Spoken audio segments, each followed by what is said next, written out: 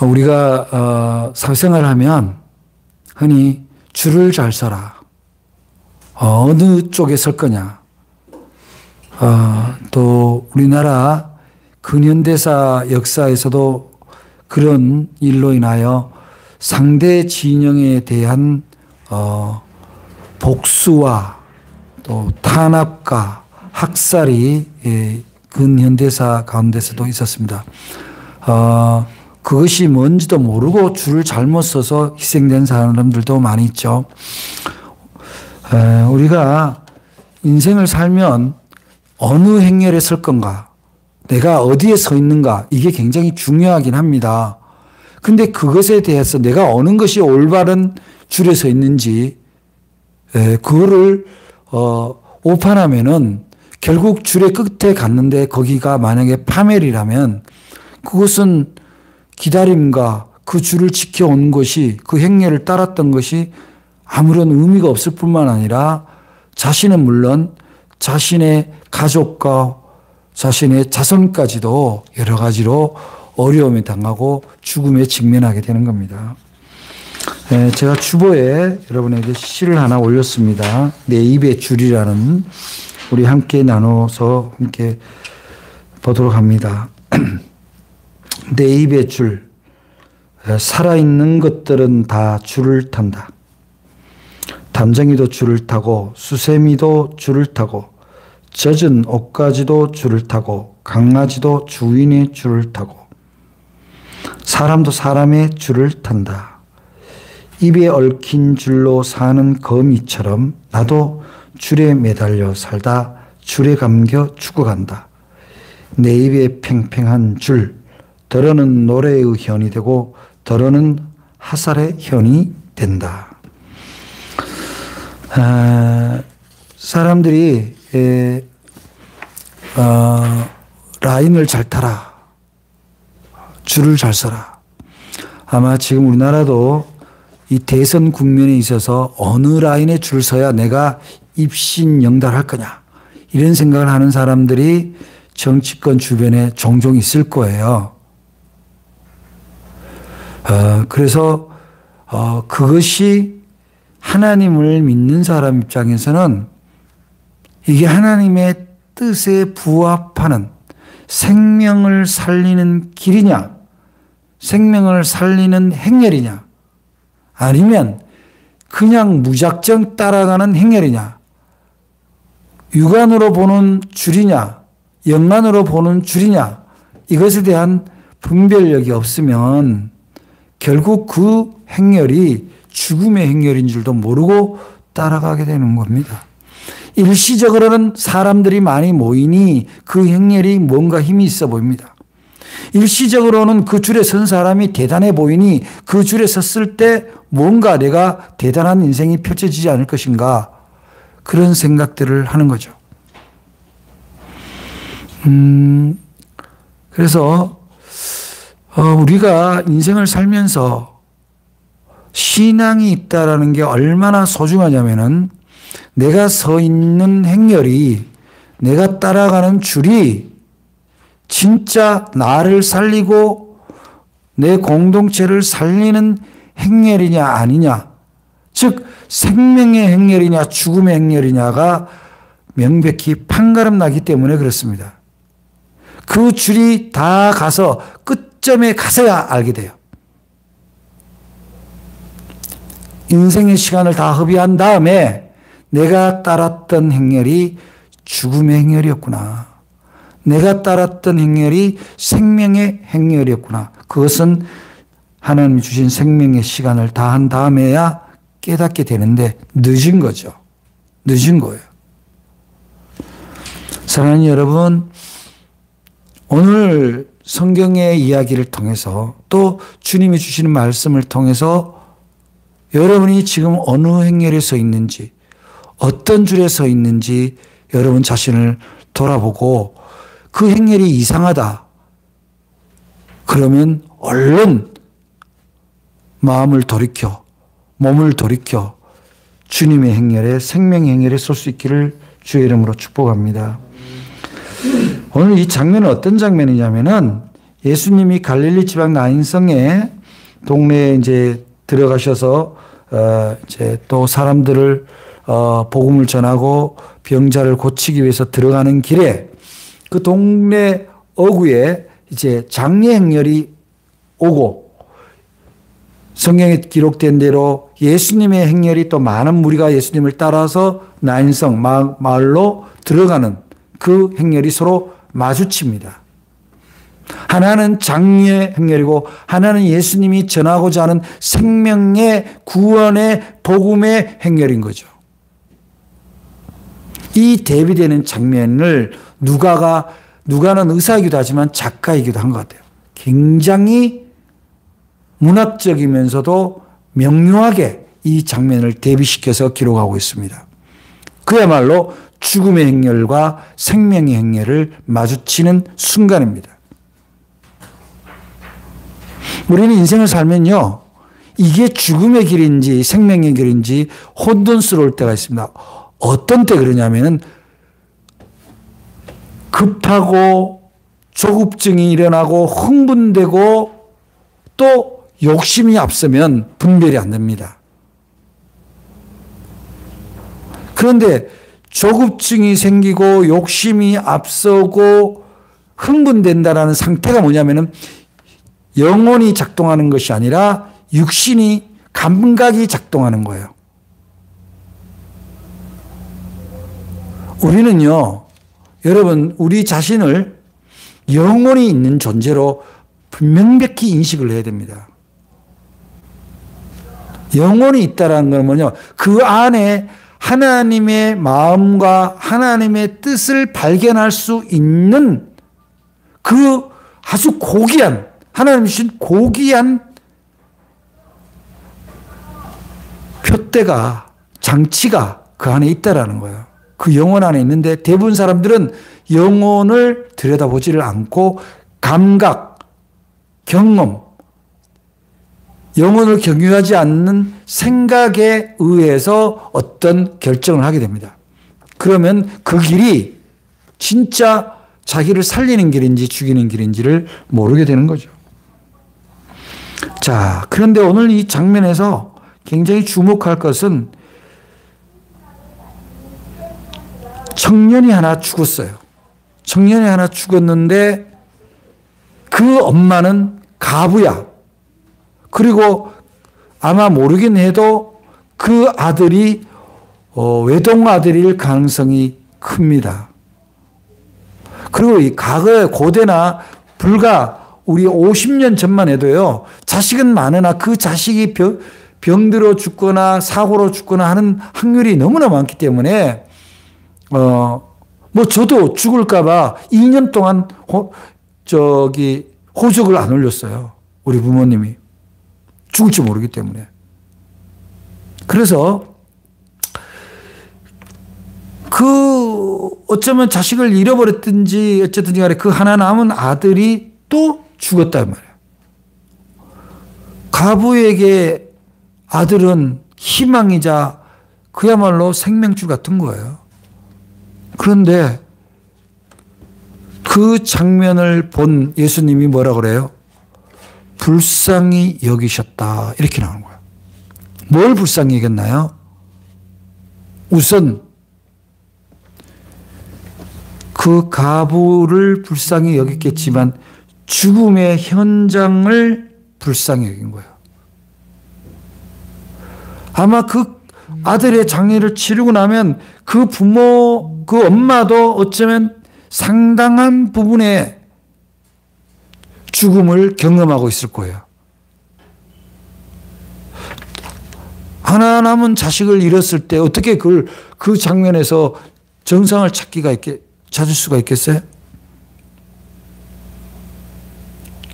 절망, 죽음, 그 행렬 가운데 예수님이 그 가부를 불쌍히 여기시고 그 청년을 불쌍히 여기고 그 청년을에게 일어나라고 말씀하시는 거예요. 부활이죠. 부활의 예수님이 이미 미리 부활을 하나님을 따르는 사람들에게 부활의 복음, 생명의 복음을 현장에서 보여주신 거예요. 죽음을 이기도록 누구를 바라보면, 예수님을 바라보면. 우리가 죽음이라는, 육신의 죽음이라는 것은 어떤 인생도 피할 수는 없어요. 옵니다. 그런데 우리가 육신의 죽음을 끝이라고 보지 않는 것이 영생의 믿음인데, 우리의 영혼은 살아있기 때문에 많은 사람들이 육신의 삶을 사는, 거기에 초점을 둔, 하나님이 없는, 예수님이 없는 행렬에 사는 사람들의 특징이 뭐냐면은 그저 감각, 감정에 의존을 하고 거기에 가치를 부여합니다.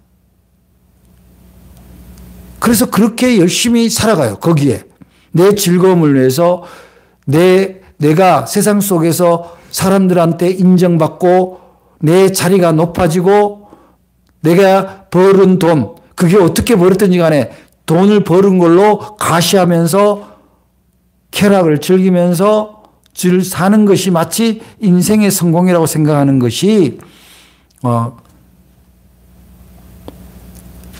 생명의 행렬, 영혼이 살아있다는 행렬, 예수 그리스도 행렬에 있지 않는 죽음의 행렬에 있는 사람들의 특징이다 말이죠. 그래서 세상은요, 정확하게 두 부류로 나눠집니다.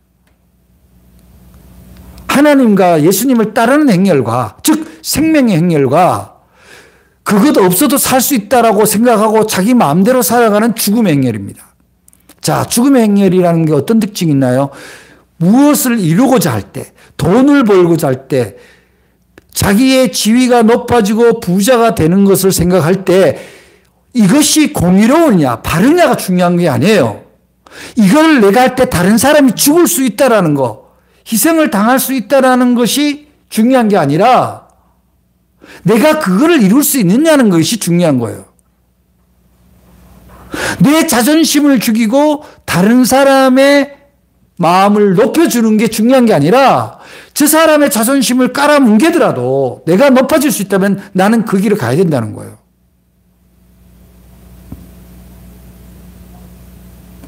여러분, 인류사를 돌아보면요, 언제나 기득권과 피지배층에 늘 갈등이 있어 왔습니다. 여러분, 권력가는 뭡니까?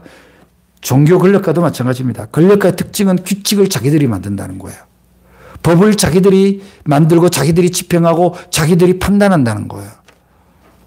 근데 그걸 할 때 그들은 자신들의 기득권을 지키기 위해서 법을 임의대로 해석하고 자기들에게 맞게 해석을 하고 자기들의 기득권을 지키는데 모든 것을 적용하게 되어 있습니다. 그래서 인류 사회는요, 끊임없이 가난한 자들, 무지한 자들의 죽음과 희생을 발판으로 해서 가진 자들이 끊임없이 위에서 군림하는 그런 구조로 되어 있는 거예요. 여러분, 출세가 나쁜 건 아니에요. 돈이 많다는 게 무슨 죄가 되겠습니까? 그러나 그 돈을 버는 가정에, 그 출세를 하는 가정에, 혹은 출세를 한 다음에, 혹은 돈을 번 다음에 그것을 어떻게 쓰느냐가 중요한 거예요. 거기에 대한 가치 기준이 생명에 있지 않으면, 제가 어저께 어린이날 행사에서 보면서 봉사자 하는 분들이 뭐 수백 명 될 텐데 도시락이 다 플라스틱이야. 그래서 참 마음이 아팠어요. 이거를 어떻게 좀 종이 도시락이 되든지 아니면은 그 옛날에 우리 어릴 때 목공소에서 대피하고 남은 이 얇은 나무 껍질을 이렇게 사각으로 만들어서 도시락을 만들던 시절이 있었어요. 그렇게 해서 이것을 자연으로 돌아가도록 하는 것이 맞는데 돈이 좀 비싸더라도 이 아이들을 초청해 놓고 이런 도시락을 나눠주는 것이 과연 맞는가, 그런 제 마음이 생겼어요. 즉 생명에 대한, 미래 세대에 대한 배려가 없는 편익성을 추구하는 것이 아무리 좋은 잔치를 해도 그것이 과연 옳은가, 이제 이런 생각을 하게 되는 거죠. 저는 교회가요, 때로는 우리 교회가 배출하는 탄소 배출량이 얼마인가를 계산도 했으면 좋겠어요. 제가 금요일 날 한강만 목사님 전시회를 하는 정말 초대형 교회를 갔습니다. 강남에. 아마 그 교회는 그 탄소 배출량이 어마어마할 것 같아요.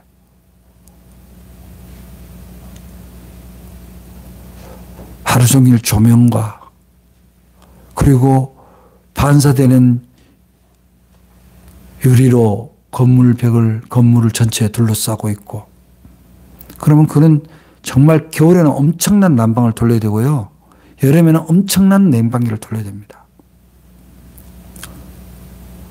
모르긴 해도 수천만 원, 수억의 월 아마 에너지 비용이 발생할 거예요. 돈이 문제가 아니라 거기서 발생되는 그 에너지를 만들면서 발생되는 탄소를 어떻게 할 것이냐, 이런 생각이 드는 거예요. 교회는 생명과 무관하고서야 어떻게 복음을 이야기할 수 있겠습니까? 인간의 편익을 위해서 다른 생명, 가난한 사람들에게 피해를 주는 일을 하면서 예배를 드리는 것이 맞는가? 그런 생각을 하게 되는 거죠. 찬송가 606장은 그 베네트라는 분이 시를 지었는데 참 가사가 우리에게 이런 감동을 줍니다. 해보다 더 밝은 저 천국 믿음만 가지고 가겠네. 믿는 자 위하여 있을 곳 우리 주 예비해 두셨네. 찬란한 주의 뱃 있으니 거기는 어두움 없도다. 우리들 거기서 만날 때 기쁜 낮 서로가 대하리.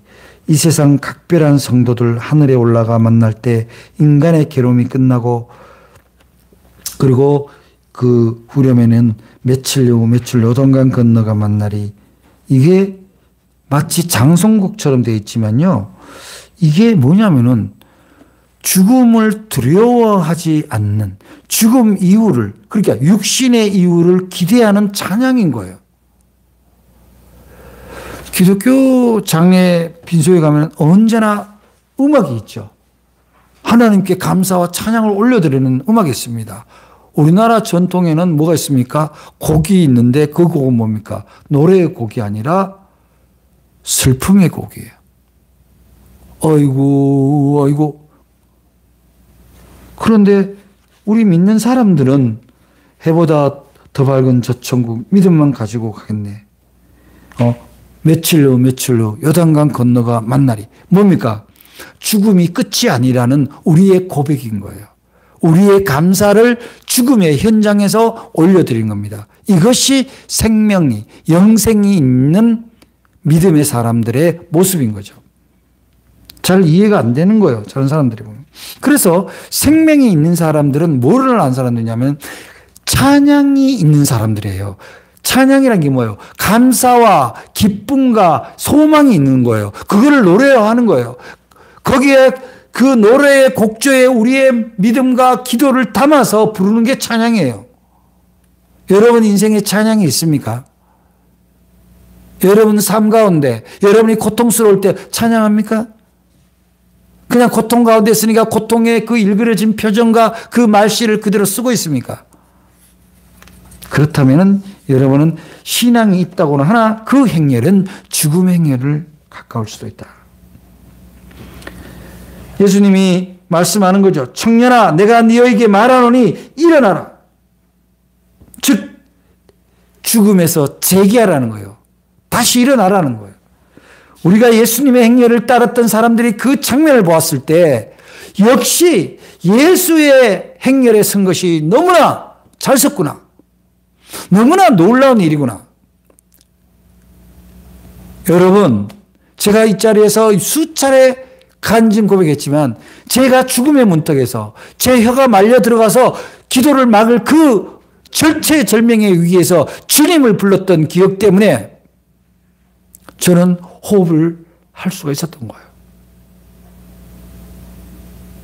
그 자리에 주님과 함께 했던, 주님의 줄에 섰던 믿음의 사람들, 목사와 그리고 믿음의 사람들이 와서 기도했기 때문에, 그 행렬에 있었기 때문에 나는 부활할 수 있었다, 이런 고백을 드리는 거예요.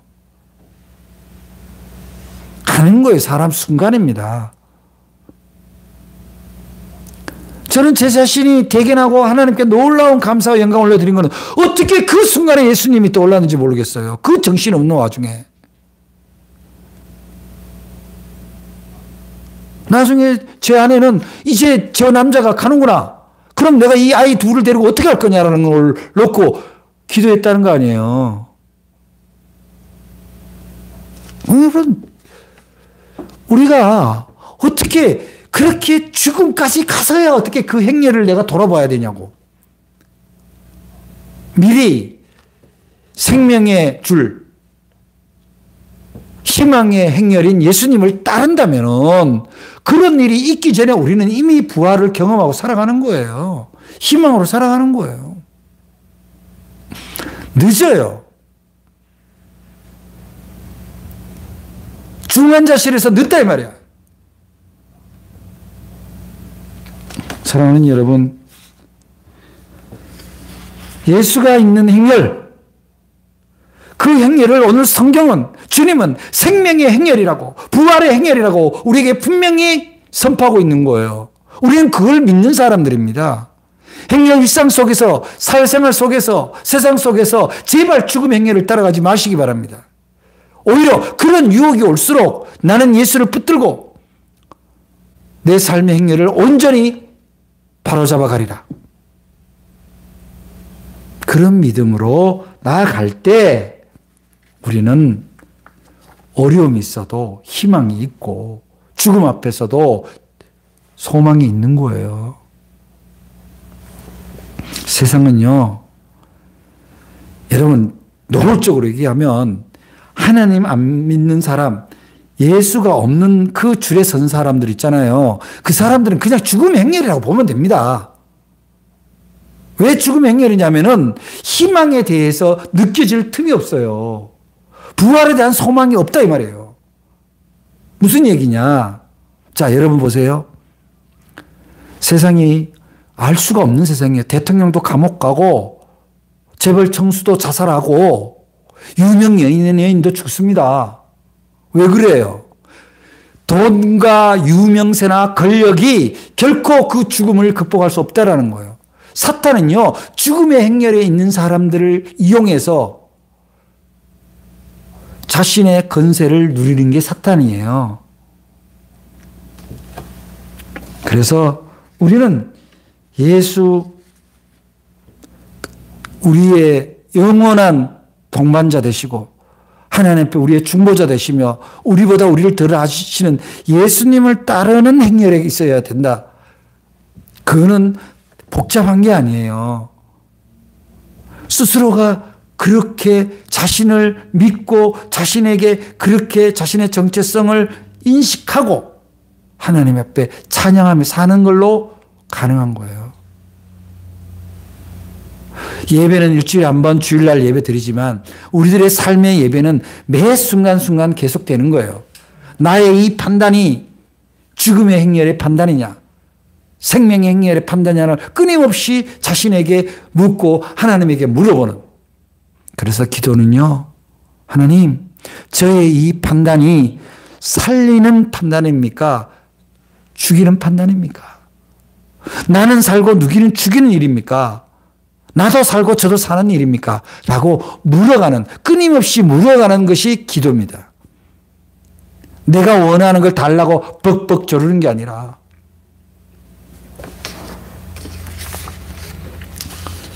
그래서 예수님이 그 청년이 15장에 보니까 이렇게 되어 있어요. 죽었던 자가 일어나 앉고 말도 하거늘 예수께서 그를 어머니에게 주시니. 그러니까 이게 무슨 얘기예요? 예수님이 만약에 부리기를 좋아하고 예수님이 뭔가 세상에 떠들썩하게 하려면 야 너도 나 따라와. 나 따라와서 네가 받은 은혜를 다 간증하고 해. 내가 대단하다는 걸 얘기를 해줘. 라고 할 수 있는데 어머니에게 돌려보내는 거예요. 왜냐? 삶으로 보내는 거예요. 네가 오늘 경험한 이 부활의, 이 생명의 이 경험을 네 어머니와 네 주변에 반드시 간증하고 갚아라. 여러분들이 기억 못하는 절망들, 위기들이 다 있습니다. 인생에는. 그런데 지나고 보니까 그게 별거 아닌 것 같으죠? 다 보이지 않는 기도와 하나님의 인도하심을 있었다는 것을 여러분들이 믿으셔야 돼요. 감사가 있으셔야 됩니다. 그래서 예수님이 그렇게 어머니께 돌려주시니까 그 청년을 모든 사람이 두려워하며 하나님께 영광을 돌리되 큰 선지자가 우리 가운데 일어나셨다 하고 또 하나님께서 자기 백성을 돌보셨다 하더라. 그러니까 이 예수님에 대한 소문이 온 유대와 사방에 두루 퍼졌다 이렇게 나오는 거예요. 자, 이 예수님의 소문이 두루 퍼졌다라는 것이 어떤 의미냐? 우리의 삶이 다른 사람한테 증거가 될 때, 즉 생명의 행렬에 섰던, 생명의 줄에 섰던 우리들의 삶을 다른 사람한테 증거할 수 있을 때, 그때 많은 사람들이 예수님을 또는 예수의 행렬에 섰던 사람들의 삶을 따라가고 싶어진다는 거예요. 그냥 나만 입 다물고 있으면 누가 알아요? 사랑하는 여러분, 지금 여러분도 혹시 삶 가운데서 어려움이 있습니까? 죽을 것 같은 힘든 일이 있습니까? 그러면 지금 예수님의 행렬에 서기만 하십시오. 주님을 구주로 고백하고 주님에게 부활의 은총을 구하시기 바랍니다. 그러면 하나님이 여러분에게 놀라운 기적을 보여주실 거예요. 여러분 멀리 보지 마세요. 김윤환 목사 한 사람의 모양으로도 충분히 간증하고 증명이 됩니다. 여러분 지금 핵인교 내가 잘 몰라서 죽음의 행렬. 자, 죽음의 행렬이라는 게 뭐냐면요. 욕심, 감정, 출세 이겁니다. 이것이 나를 지배할 때 나는 죽음의 행렬이 가는 거냐. 그럼 생명의 행렬은 어떤 거냐. 주님처럼 사랑하고 배려하고 기다려주고 무엇보다도 나누어주고 기도하는 그런 행렬이에요. 그래서 그 행렬이 나중에 어떻게 되냐면 하나님의 놀라운 역사가 일어나니까 결국은 하나님을 찬양하는 행렬이 되는 거예요. 고통 가운데서도 찬양을 할 수 있는 믿음이 되는 거예요. 두려움 가운데서도 두려움을 이기는 절대적인 신앙이 그 안에서 일어나는 행렬입니다. 그 줄에 여러분들이 서 계시길 바랍니다. 하나님의 뜻 안에서 우리 주님이 사망에서 우리를 건지고 주님과 함께라면 참 자유, 참 평화, 참 행복을 누릴 수 있다라는 확실한 믿음을 가지고 소유를 위한 삶이 아니라 하나님과 함께하는 삶, 하나님의 사랑을 나누는 삶, 그 사랑의 삶의 그 행렬에 여러분들이 섰을 때 진짜 복된 인생이 되는 거예요. 이제 끝으로 제 시 하나를 소개하고 마치도록 하겠습니다. 그에게로부터 온 편지. 내가 너를 불렀다. 너를 가두고 있는 모든 가치와 시간들로부터 좀 쉬게 해주고 싶었다. 인생의 연락을 잘 짜여진 그물에 담아두었다 한들 어느 한순간 찢어져 바다에 묻힐 뿐. 자유를 찾기에도 도무지 캄캄한 너희들이 오늘도 악몽처럼 뒤척이니 내 가슴이 아프다. 형틀에 못 박혀 솟구친 나의 선혈이 네 자유임을 위함을 왜 모르느냐. 인간의 입술로 정의를 바로 세운 적이 있느냐. 인간의 몸으로 진정한 사랑이 성취된 적이 있느냐. 시간이 갈수록 고독은 깊어질 뿐 아무도 그 허물을 달랠 수 없다. 내가 너를 다시 부르는 것은 너에게 평화를 주고자 합니다. 막 동트는 새벽, 어머니가 군부를 떼며 아침 식단을 준비하는 그 고요한 평화를 너에게 주려 합니다. 괴로울 때 마음껏 울부짖을 수 있는 것이 자유가 아니냐. 이웃의 자존이 네 목숨보다 귀하다고 스스로를 던질 수 있는 자유의 절정. 그것이 바로 정의가 아니냐. 진정한 평화가 아니더냐. 그래, 형제여. 너를 감고 있는 세상의 욕정으로부터 이제 손을 놓아라. 이제 그대는 자유다. 내 이름으로. 선생님, 당신을 내 아침의 손님으로 초대합니다. 미명의 새벽길을 햇살처럼 오시는 그 걸음 앞에 따뜻한 밥 한 그릇 함께 들고 싶습니다. 핏빛보다 더 붉은 포도주와 함께 오늘 하루를 자유로 취하고 싶습니다. 아무도 그 길을 바르게 알려주지 않아도 당신은 결국 내게로 오셨고 나는 그저 선생님 발에 묻은 피를 닦아드리고 싶을 뿐입니다. 칼이 어디 있느냐? 네 꼬리를 잘라라. 쉴 새 없이 너를 감고 도는 그 죽음의 긴 꼬리를 지금 잘라라. 내가 너는 자유라고 하지 않았느냐? 내가 너를 생명의 길로 초대하지 않았느냐? 기도하겠습니다. 사랑의 하나님, 감사합니다. 오늘 저희들의 삶의 행렬